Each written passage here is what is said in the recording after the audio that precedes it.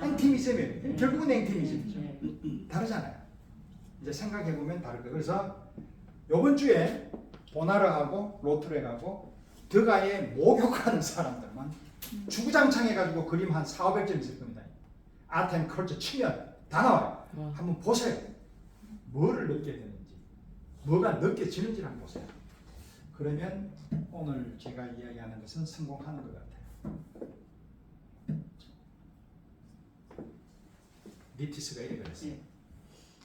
뭐 이거는 거의 볼디니 냄새도 나고 막 그렇죠. 이때는 왜냐하면 이쁘게 그려달라 하니까 최상류층에 있는 부르주아가 돈 많은 애들이 이때 왜냐하면 1870년 48년도에 이제 2월 혁명 생기고 난 뒤에 제3 제정되고 나면은 그때 이제 뭐 왜냐하면 프랑스 파리가 그때 1870, 80년도에 250만 명이에요. 그럼 엄청나게 많은 거예요. 근데 물론 그 사람들의 90%가 전부 다 농민들이에요. 그래서 얘들이 또 이제 포민이 생기고 막 이렇게 생기지만 어떻든 그만큼 많은 사람들이 있으면 수요가 넘칠 거 아니에요. 그래서 돈 많은 귀족 부인들이 잘 그려줘라고 했을 때 이렇게 그릴 수밖에 없죠. 존 스티븐 서전트가 그래서 돈 번 거잖아요. 걔가 뭐 그림은 되게 잘 그리죠. 그죠? 듀랑 재산이기 때문에. 자, 이거하고는 완전히 다르지 않나요? 이게 역동성이 있다고 이야기하기는 좀 곤란하죠. 그죠? 얘는 뭔가 야, 니 그렇게 좀 취해봐 라고 했을 것 같고 여기는 있는 그대로 루시안 프로이드가 그래요. 그림을 그릴 때에 사람하고 같이 보죠. 그럼 사람하고 같이 봤을 때는 이 사람이 행동하고 있는 것 자체가 의도적으로 이 사람이 하고 있는 것들이 나올 수 있잖아요. 그렇기 때문에 이 사람은 8개월에서 1년 동안 같이 그려요. 그러니까 이 사람이 그 상황에서 막 이렇게 있다 보면 너무 지루하고 힘드는 여정이 있을 거 아니에요. 그럼 그때에 하는 행동들 이런 것들을 보는 거예요. 거기에서 이 사람의 본질을 땡기네요. 근데 프란시스 베이컨은 절대로 그런 게 아니고 사진 가지고 그리니까 그 뭐가 맞는지 그러니까 루시안 프로이드는 마네 같은 사람이고 프란시스 베이컨은 드가 같은 사람이에요. 자, 드가의 작품을 한번 볼게요. 이게 이제 나중에 선도 좀 남아 있지만 이제 색상에 대한 그런 것들이 이제 자꾸 나오게 돼요. 자, 이게 모노타입에서 이제 파스텔 쪽으로 가는 거죠. 이건 아까 전에 보여드렸던 거고 거울에 따른 이거는 모네의 톨로무익하는 그 1820년대에 있는 그 절충지 화가 하나 있어요. 아주 예쁘게 그리는 모네의 사촌. 그걸 하면 항상 이 피카소 얘는 단골로 등장해요. 자, 제가 그걸 말씀드리냐 이거예요. 이 보셨나요?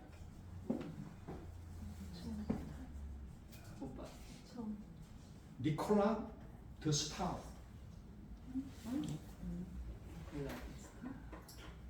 이 사람이 그 엄밀하게 말하면 리릭 앱스트랙션 그러니까 유럽의 서정적 추상주의의 이제 하나에 있던 아마 이 사람이 그 리비안가 아무튼 이쪽에 동유럽에 있는 사람이에요. 미국에 있다가 이제 들어왔는데 누드와예요. 네. 색상화죠, 그죠? 칼라 필드죠. 그렇지만 그 마크 로스코라든지 바넨 뉴먼이라든지 드쿠닝이라든지 이런 사람하고는 조금 차원이 다른 클리포드 스틸이라든지 이런 거하고 많이 다르죠, 그죠? 어떻든 단순하게 표현을 하잖아요. 그죠? 좋은데요. 그죠? 되게 좋죠. 그러니까 드가는 이 그림이 언제 그린? 이거는 거의 1940, 50년.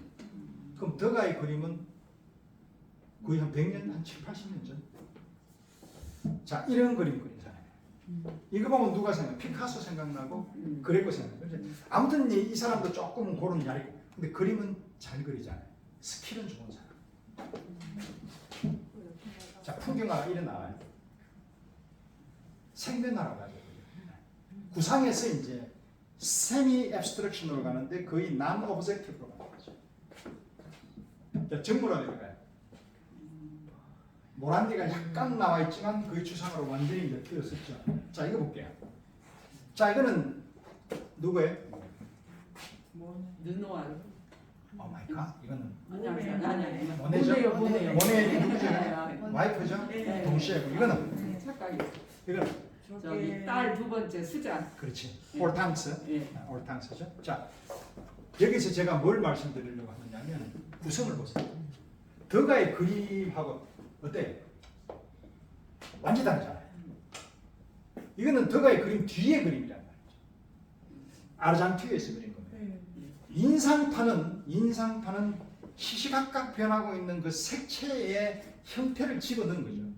그렇다라는 것 자체는 이 사람들은 그렇게 생각했던 내가 보는 거하고 어제 보던 거 오늘 보면 다르지 않냐.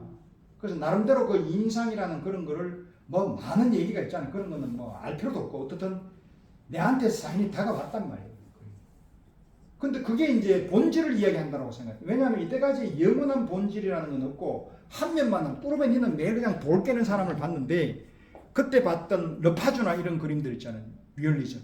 그 그림에서 나오는 그거는 그 순간만 보는 본질이 아니냐. 이게 제대로 된 본질이 아니냐 그랬단 말이에요. 근데 가만 보니까 이거는 내가 본 게 아니고 지가 내한테 보인 거잖아. 예. 그래서 인상파들이 무너지기 시작했단 말이에요. 1회, 2회, 74년도, 76년도, 77년도 하고 르누아르부터 시작해가 막 싸그리 다 나간단 말이에요. 왜? 별로 의미가 없으니까. 그 르누아르는 인상파라고 안 그래요. 그 사람은 그냥 처음에 잠깐 1, 2, 3회 그래도 주구장창 그렸던 사람은 피사로 앤드 모리쪼. 모리쪼는 그래서 야는 인기 있는 것 같아요. 근데 얘 모리쪼 그림하고 동시대 똑같은 동시대 메리카세라고 그림은 완전히 달라요. 왜? 프랑스하고 미국하고 달라요. 그래서 이 두 가지를 구분해 버리면은 프렌치 임프레셔니스트하고 아메리칸 임프레셔니스트 완전히 구분이 돼요. 근데 이때에 이제 모네는 제가 제일 존경하는 사람 중에 하나가 모네인데 모네의 그림은 초창기의 그림은 저는 별로 관심 없어요. 마지막에 그림이 모네 그림에서 누가 있는가 하면 존 미첼이 있어요. 거기에서 추상이 나와요. 그죠? 그래서 그걸 뭐라 그러냐면 abstraction expression이라는 걸 잭슨 폴록한테 붙였잖아요. 그러니까 이쪽에는 abstraction impression이라고 해요. 나중에 보세요. 그래서 이 그림에 빠질 수밖에 없는 게 그냥 수련이 아름답다가 아니라 수련이 왜 이런 건지를 한번 생각을 해보세요. 볼게요. 프란시스 베이컨 제가 제일 좋아하는 그죠?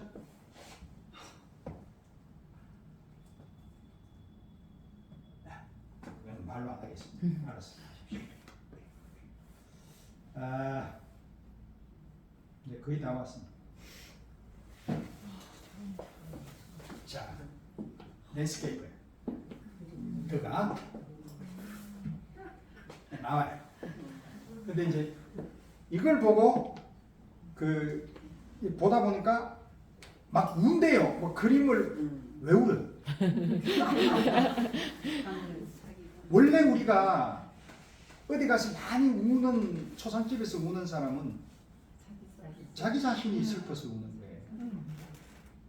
근데 마크 로스코를 보고 운다라는 것 자체가 마크 로스코는 뭘 표현을 했느냐면 저는 내가 거의 죽어갈 때 이제 마지막에 이제 넘어가는 그 시점 있잖아요.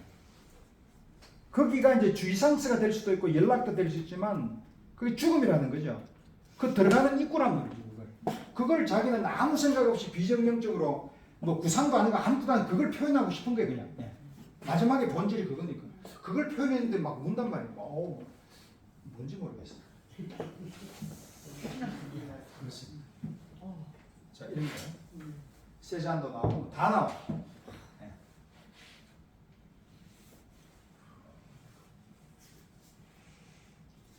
파스텔 그림이죠. 그렇죠. 모노타입에서 이걸 나왔어요. 이거 보세요. 터너가 막 나오는 르동 느낌. 그렇죠? 네.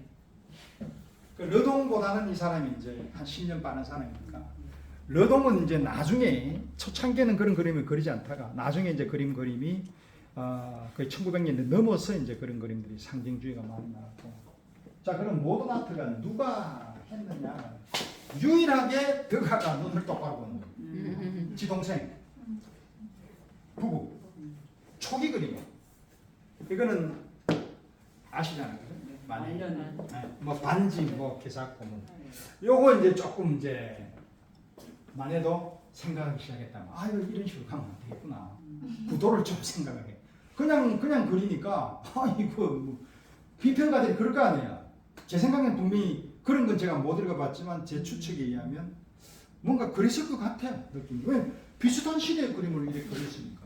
그때 동시대에 있는 화가를 아무리 데리고 와도 이런 그림이 없으니까. 요래 그렸다면 비슷한 시기에. 그죠? 자 이제 조금 다음 갑니다. 자 그럼 마네한테는 덕한테는 없어요. 생각해보고 숙소에서 제출하세요. 자, 덕한테는 있고 마네한테 없어요. 네, 제가 일단 쭉 이야기했죠. 둘 다 가지고 있어요.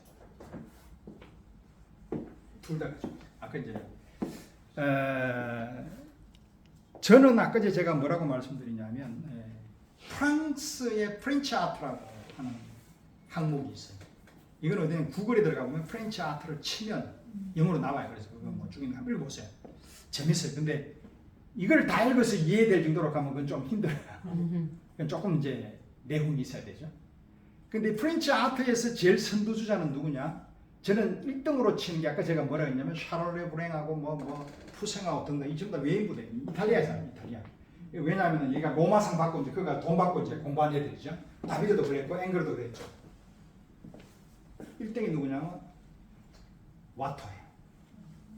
로코코. 자 이걸 로코코를 어떻게 봐야냐면 저는 제 해석이에요. 로코코를 하면 어떻게 해요? 막 왕실에서 뭐 부인들하고 퀴즈 개뿔 뜯어먹는 소리 하지 말아보세요. 그런 거 아니에요.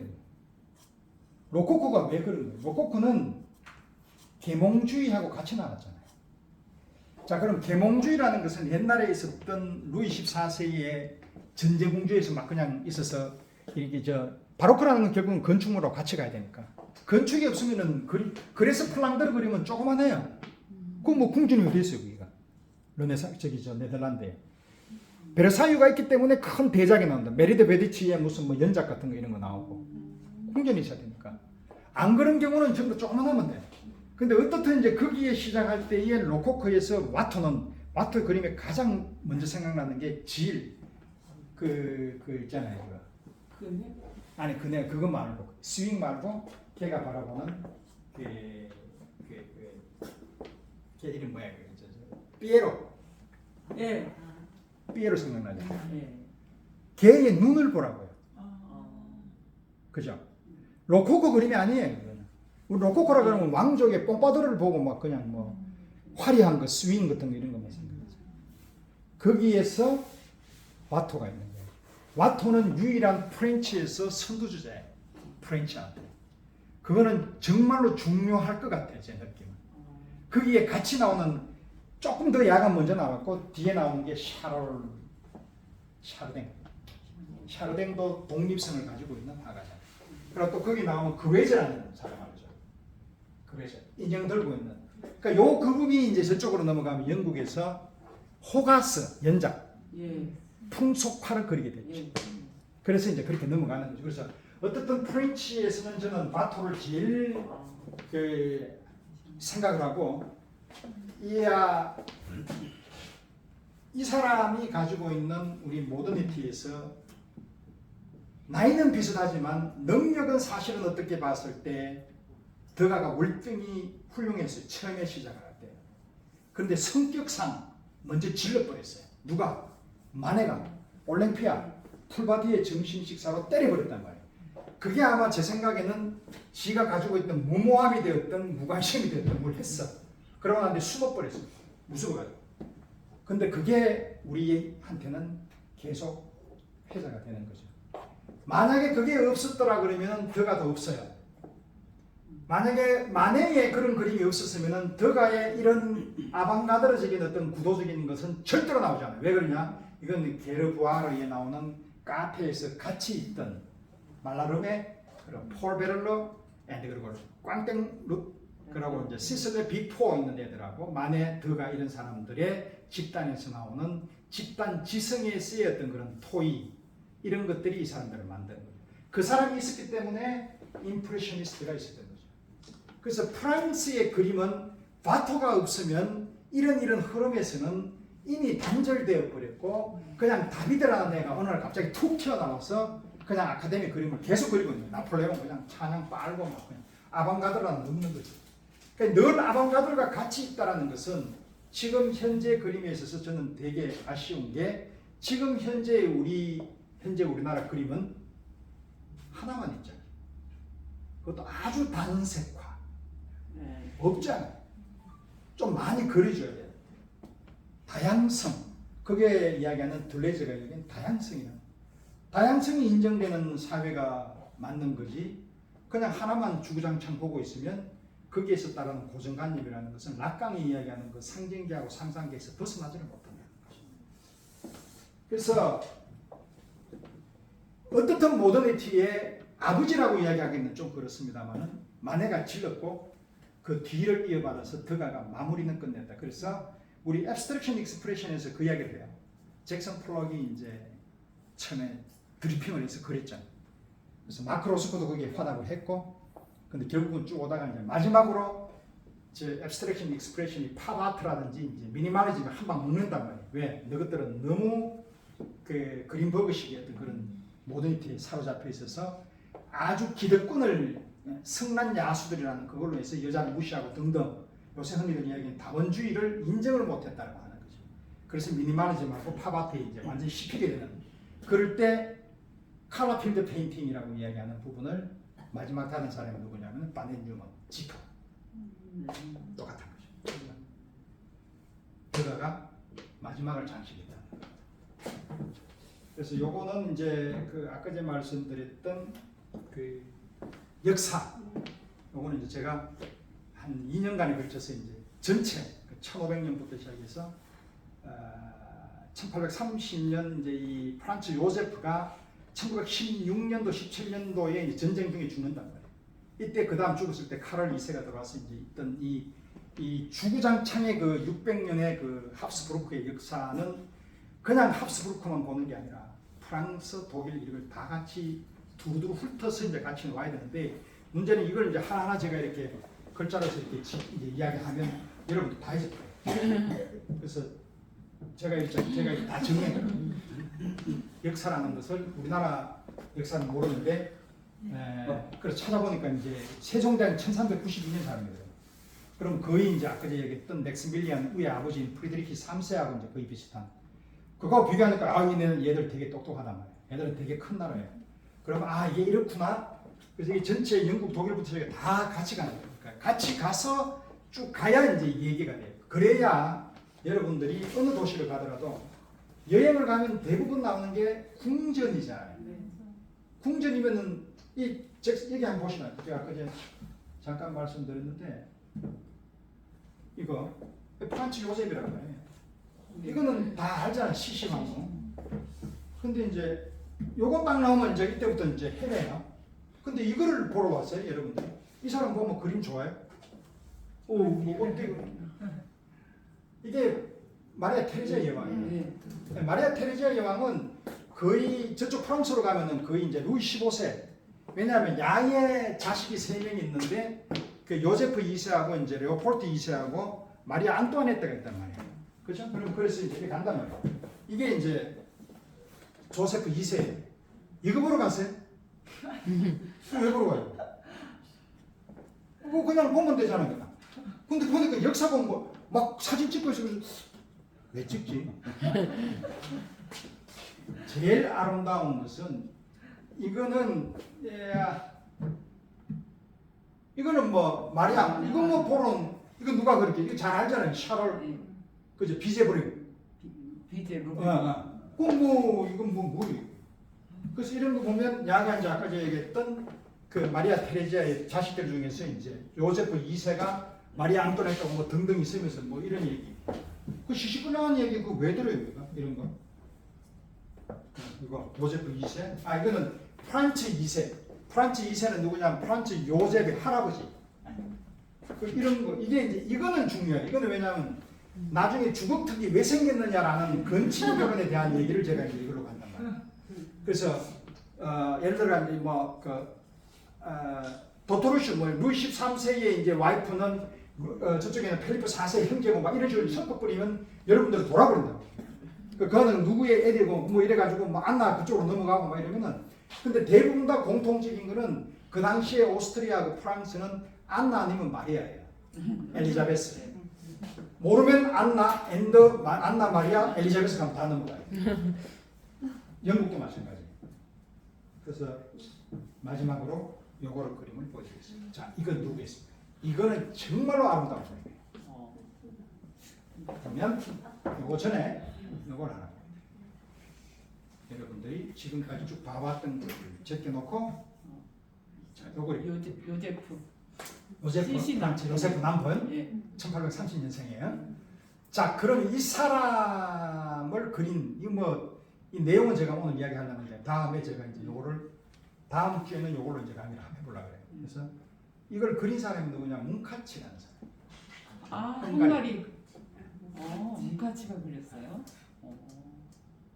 문카치는 어떤 사람이냐면은 프랑스로 봤을 때는 거의 르파즈, 핀란드로 보면 아델펠트 이런 사람들의 아카데미스러우면서 모든 그림을 다 그릴 수 있는 국민적인 영웅, 오스트리아로 보면은 앙크라는 사람. 자, 이런 그림을 이 사람을 그렸는데 제가 사진을 잘못 찍었어요. 더 깨끗하게 찍으면 여러분들 가실 수 없어요. 자, 요거 말고 마지막 봐봐요. 뭔가 이 사람은 여왕 같죠? 프린세스, 스테판 프린세스라냐? 저는 몰랐어요. 저는 이건 누구를 알았냐면 레오폴트 그 프란츠 요제프의 아들. 네. 권총 자살하잖아요. 예. 부인. 나는 부인이 아니라 세컨 정부인 줄 알았어. 프린세스를 가길래 와이프예요. 네. 자, 정리해 볼게요. 프란츠 요제프의 형제가 막스밀리안이셨죠. 막스밀리안이셨죠. 예. 그죠? 예. 또 대공이 하나 있어요. 동생. 이 대공이 덴마크의 크리스틴 9세의 딸하고 결혼을 해요. 이 사람이 엘리자베스인가 뭐 그래요. 대부분 다 엘리자베스예요. 근데 이 사람의 형제가 크리스틴 10세 아는 게 있어요. 그죠? 왜냐면 형제니까 이 여자. 그러면 아까 제가 시시 황후 있죠. 프란츠 요세프의 자기 동생하고 결혼을 했을 거 아니에요. 그쪽에서. 그러면 뭐예요? 여자들끼리 그거를 동서잖아. 동서들끼리 사이가 되게 안 좋단 말이에요. 시시하고. 그런데 얘는 크리스틴 10세의 딸이란 말이에요. 그러니까 이 동서의 조카지. 그죠? 그러니까 얘가 저거 아들하고 결혼했는데 좋겠어요? 안 좋았다. 끝내겠습니다. 질문하시죠.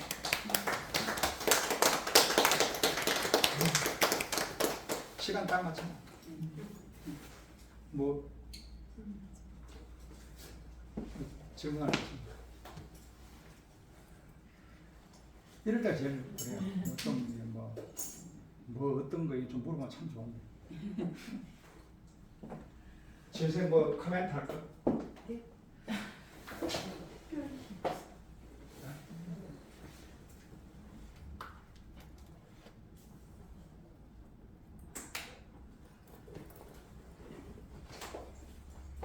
그러면 요번에 지금 그림이 되고 루오를 지금 갔다 왔는데 루오가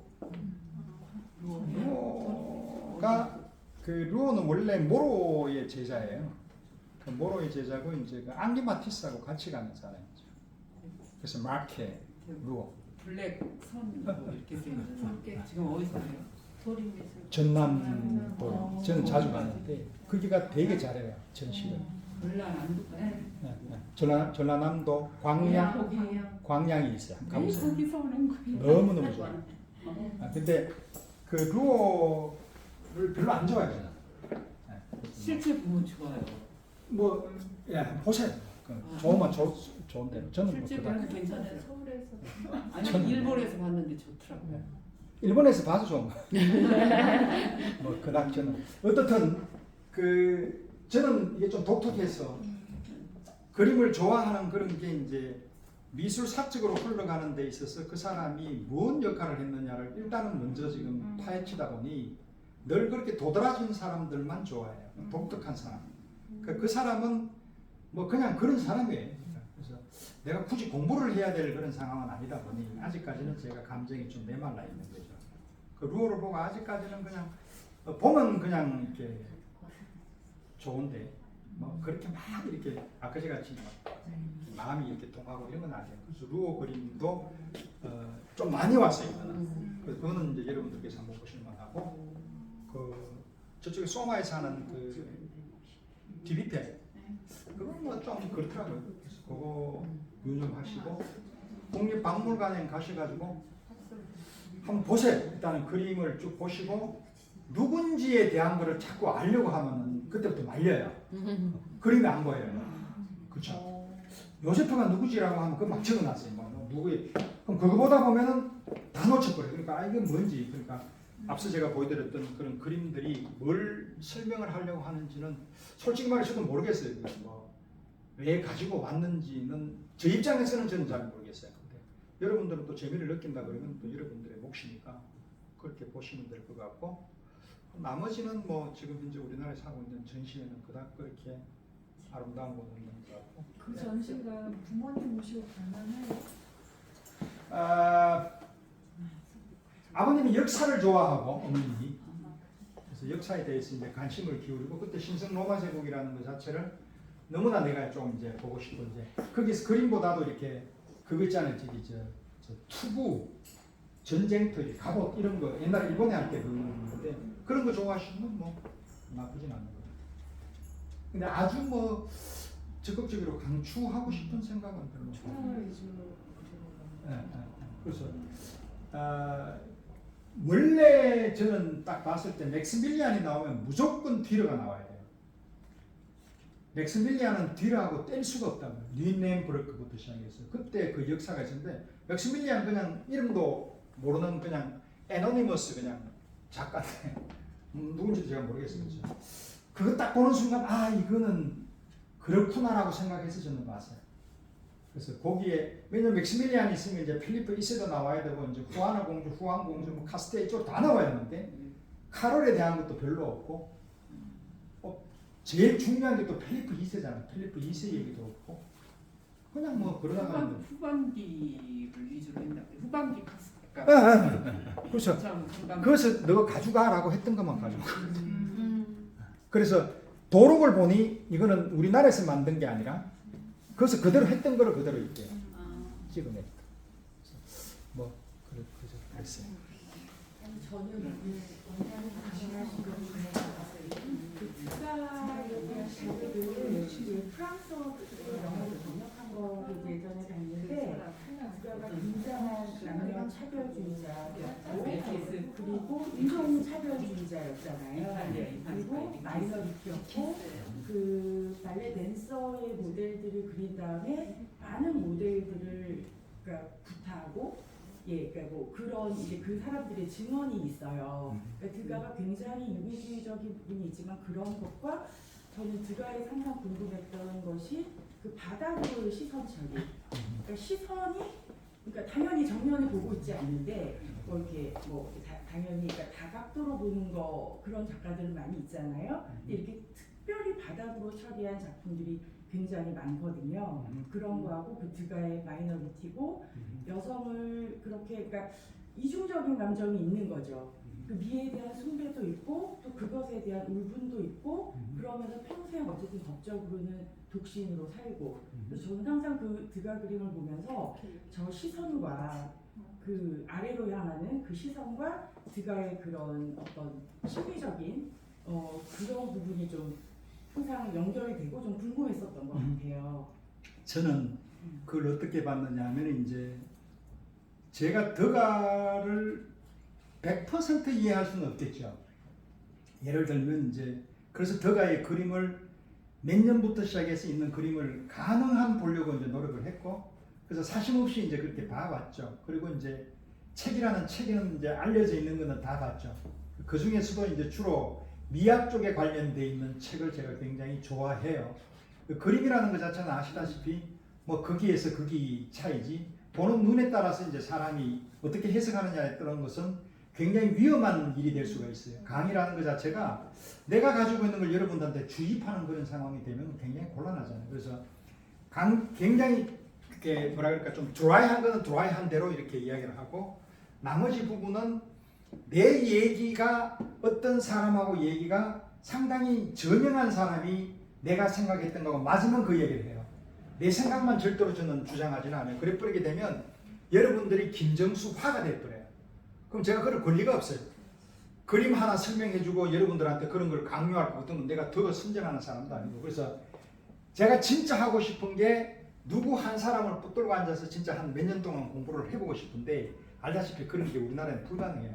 그래서 그런 책도 없고 제가 제2의 그것도 없는데, 그래서 저는 절 하는 게 이제 미학고 두 사람인데, 바닥이라는 것 자체는 뭐냐면 아까 제가 이야기했던 모더니티에서 섹슈얼리티를 꼬집어냈어요. 그 사람은.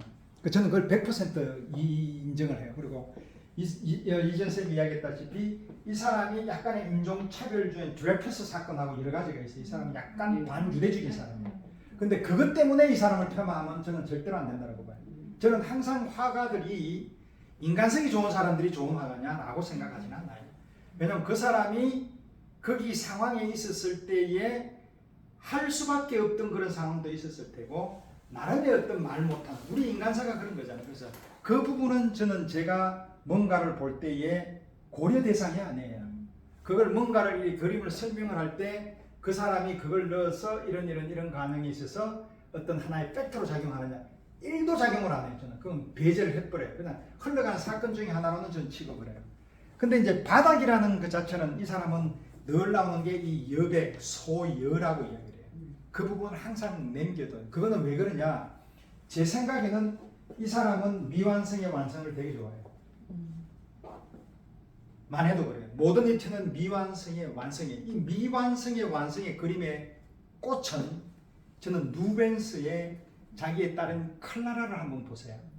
그 초상화를 보면 6살 애의 그림을 보면 얼굴만 빨갛게 요래 그리면서 있는데 그 바깥쪽은 다 죽여버려요.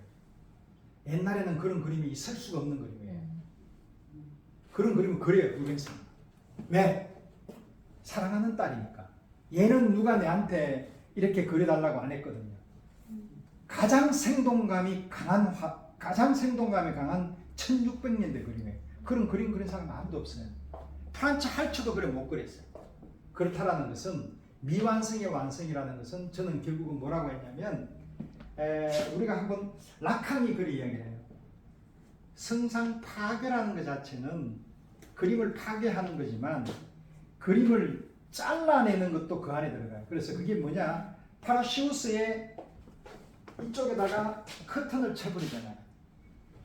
제우스하고 파라시우스 사건 알잖아요. 하니까 포도를 먹으러 새가 와서 아웅 이러니까, 야 너 왜 커튼 안 이래 나왔잖아요. 그럼 커튼이라는 자체를 왜 칠하느냐, 커튼이 있음으로 인해서 그림이 돋보이는 거예요. 그게 커튼 효과예요. 그래서 제가 제일 좋아하는 것 중에 하나가 커튼 앤 창문 앤 거울이잖아요. 메시지가 담겨있단 말이에요. 그렇듯이 미완성으로 가는 것에 있어서 이런 소유라는 것을 많이 남겨놓고 파괴를 시켜버리면 훨씬 더 그런 것들이 돋보이는 거예요. 그걸 만에는 어떻게 했느냐, 올랭피아를 정면으로 부각을 해버렸단 말이에요. 투명성으로 갖다 붙자라는 거죠. 눈으로 통해서 실질적으로 저 사람하고 눈을 마주치잖아요. 올랭피아가 당당하게, 그 그림에서는 당당함이 있는데 이건 내밀함이 있는 것 같았잖아요. 그래서 거기에서 이 상황으로 가는 그 모더니티에 있는 그 성적 매력이라는, 섹스라는 것 자체가 이제 대두가 됐단 말이에요. 모더니티에서는. 올림피아에서 대두됐지만 야는 그런 쪽은 아니었고, 야는 내밀함에서 나오는 그런 게 있단 말이에요. 그러니까 이거를 어디로 가느냐 하면은 다리로 갔다가 아까 제 압생트가 나왔잖아요. 이건 제 추론이에요. 그래 가서 바닥에서 뿌린 거예요. 그때의 이 바닥이 받아내는 거예요. 이 주의 상서를. 저는 그래 이해했어요.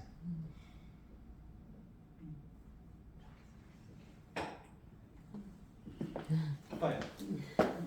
그러니까 바닥이 주는 그 공간감에서 결국은 그 시선이 거기에 전혀 예측지 못한 상황에 떨어뜨림으로 해서 결국은 거기서 이제 말씀하신 대로 불균형에서 오는 그런 모더니티를 표현했다고 생각을 하는데 그가의 그림을 보면 이제 그게 가장 두드러지는 어떤 표현 하나의 방식인 것 같아요. 바닥 처리, 예, 바닥 시선 처리. 역시. 그래서 이제 제가 그런 그림을 좋아해서 그런지 몰라도 프란시스 베이컨을 좋아하는 것 중에 하나가 구도에 있어서 그 사람은 가히 이제 우리 일반 사람들이 전혀 예측치 못한 그런 그림들을 우리한테 보내주는데 특히 그 중에서 저는 그림에서 표현하고 싶은 그 역동성, 무빙, 무브먼트 이런 거를 저는 되게 좋아해요. 그냥 죽어 있는 그림보다는 움직이는 그림을 저는 좋아해요. 그래서 프란시스 베이컨을 제가 좋아할 수도 있는데 그 움직임을 표현할 수 있는 사람들이 특히 이제 이 그림으로 가는 걸 봐서 저는 뭐를 불렀느냐면 아 인간은 다 비슷하다. 10년, 20년 주기로 돌아가는데 그런 히스토리에서 왜 그러면 이런 식으로 이제 아까 제가 얘기했던 그런 역사 있잖아요. 그걸 알고 그 사람의 정치 사회, 그 당시에 변혁, 그리고 시민 사회의 움직임 이런 것들로 하고 이제 마지막에 갔을 때는 뭐로 갔냐면은 사회사에서 문학으로 가야 돼요. 그 문학에 가는데 이 문학의 주된 흐름이 앞서 말씀드렸던 이 마네하고 드가를 움직여요. 그래서 아까 나왔던 폴 벨라리하고 이제 말레르하고 이제 베를렌 이런 애들이 있는 이유가 발자크, 스탕탈 이런 사람들이 있는 이유가 여기에서 그림의 삭파를 그리잖아요. 대부분 다. 그 나레이션이라고 해요. 그래서 이 사람들이 그걸 제일 싫어해요. 나레이션이라는 거. 왜? 문학의 시녀잖아요. 근데 이 사람들은 귀족들이 그리라 그랬고 삭파로이가 돈 벌었고 나머지는 자기의 시대성으로 그린 그림이 없잖아요. 볼디니 같은 그림은 자기 주체성을 가지고 있는 그림이 하나도 없단 말이에요. 그나마 이런 사람들이 있는 이유는 다행이라는 거예요. 이런 사람들이 대접받잖아요 지금.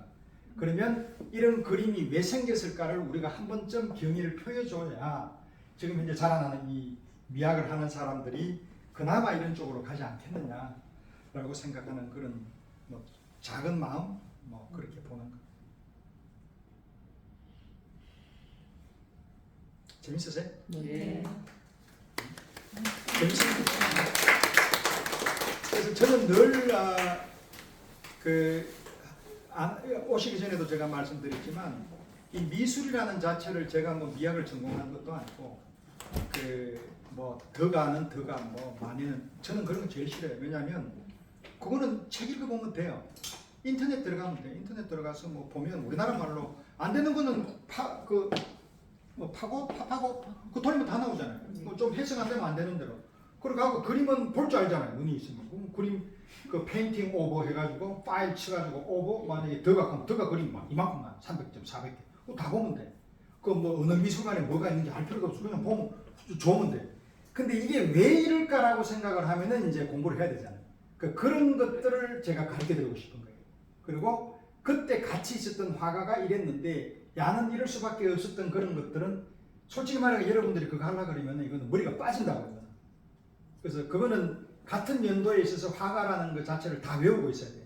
예를 들어서 생물 연도부터 시작해서 모든 것들이 머리에 들어와야 이게 횡하고 종이 연결된단 말이에요. 그러니까 그 나라의 그 당시에 왕이 어떤 정책을 펴고 있었고 경제적인 상황이 있었는데 이 화가는 이래서 이런 사조가